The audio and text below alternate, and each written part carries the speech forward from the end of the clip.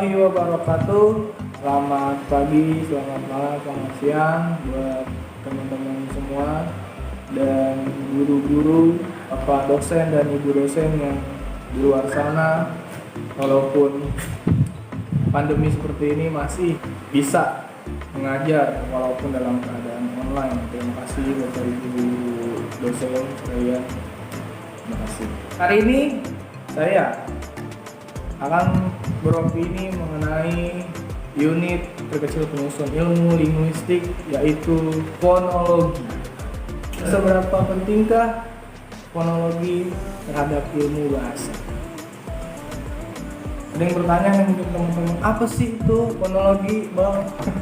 Fonologi secara etimologi atau secara bahasa berasal dari bahasa Inggris yang dibentuk dari dua kata, yaitu font yang artinya bunyi dan logos yang artinya ilmu. Secara arti atau secara istilah, fonologi berarti adalah ilmu linguistik yang mempelajari bunyi yang dihasilkan oleh alat ucap manusia. Fonologi sendiri itu terbagi menjadi dua, yaitu fonetik dan fonemik. Keduanya ini memiliki arti yang berbeda, ya. Kalau fonetik adalah mempelajari bagaimana bunyi-bunyi fonem sebuah bahasa itu direalisasikan atau dilafalkan, ya. Ada 3 unsur penting ketika organ ucap manusia memproduksi bunyi atau fonem. Yang pertama yaitu udara yang kita keluarkan dari dalam tubuh, keluar nih udara.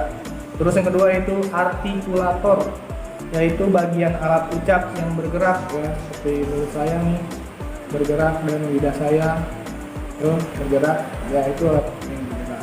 Dan yang ketiga itu titik artikulasi, bagian alat ucap yang menjadi titik sentuh artikulator. Jadi kayak misalnya langit-langit lidah nih, langit-langit. Kalau lidah kita mengucapkan kata T, nah pasti menyentuh langitnya, T. Nah, itu namanya titik artikulasi, ya. Itu fonetik. Kalau fonemik adalah bagian fonologi yang mempelajari bunyi ujaran menurut fungsinya sebagai pembeda makna. Ya, misalnya kata labu dan rabu. Mungkin secara praktis kata labu dan rabu ini hampir mirip gerakan mulutnya atau secara sekilas bunyinya. Tapi jika kita bedakan masing-masing fonemnya atau bunyinya, terdapat bunyi yang berbeda, yaitu fonem L dan fonem R, ya, fonem L dan fonem R. Sehingga arti kata labu dan rabu itu maknanya beda, walaupun sama ada abu-abunya depannya, fonem L dan R itu berbeda. Oke. Jadi seberapa pentingkah fonologi ini bagi ilmu bahasa?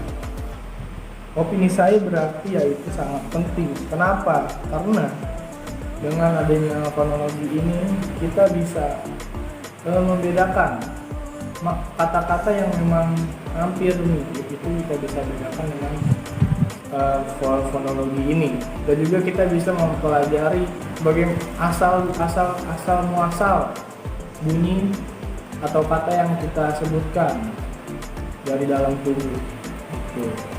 Jadi fonologi sangatlah penting bagi ilmu bahasa, ya, seperti yang tadi saya sebutkan. Dan juga fonologi memiliki tujuan fonologi itu didasarkan oleh tujuan teoritis dan praktis, ya. Karena fonologi memiliki tujuan, jadi fonologi ini memiliki manfaat, ya. Manfaat fonologi secara teoritis adalah kita bisa menemukan kaidah bunyi secara umum, ya. Jadi kita bisa misalnya tadi huruf labu dan rabu bedanya di mana jamur tirik yang misalnya hampir sejenis kayak kaki dan laki. Nah itu kan juga itu manfaat secara teoritis. Kalau manfaat fonologi secara praktis yaitu kita bisa memecahkan masalah-masalah secara praktis juga, seperti misalnya pelatihan pelafalan untuk penderita tunawicara ya, atau tunawicara agak terganggu bicaranya. Jadi mungkin dengan fonologi secara praktis ini bisa membantu dia dan gitu. Ada hal-hal penting yang harus kita ketahui dalam belajar ilmu fonologi. Yang pertama, kita sendiri harus tahu arti fonologi itu sendiri yang seperti tadi saya jelaskan di awal, dan juga kita harus tahu perbedaan namanya fonologi, fonetik, dan juga fonemik itu berbeda arti walaupun mereka satu. Nah seperti itu ya. Dan kita usahakan untuk paham atau tahu istilah-istilah dari fonologi tersebut, seperti misalnya tadi fonem, diftong, dan juga vokal, konsonan. Nah, itu istilah-istilah itu harus kita ketahui. Dan ada istilah-istilah yang memang bagi saya itu sulit untuk diingat ya, seperti ini contohnya saya baca ya, karena kan susah diingat.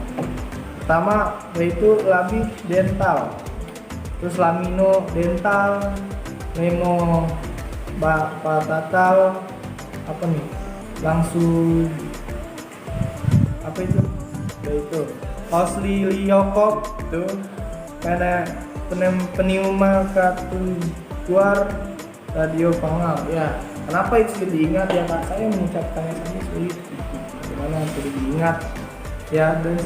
Dan juga bahasa juga itu kurang familiar di telinga saya. Jadi inilah menurut saya kata-kata atau istilah-istilah yang sulit diingat dalam fonologi ya. Mungkin saja ya dari saya video yang dapat saya sampaikan. Mohon maaf jika ada kesalahan saya dalam beropini atau berkalimat ya. Mohon maaf jika videonya tidak bagus atau perkataan saya tadi juga tidak bagus dalam menyampaikan. Saya juga belajar. Terima kasih.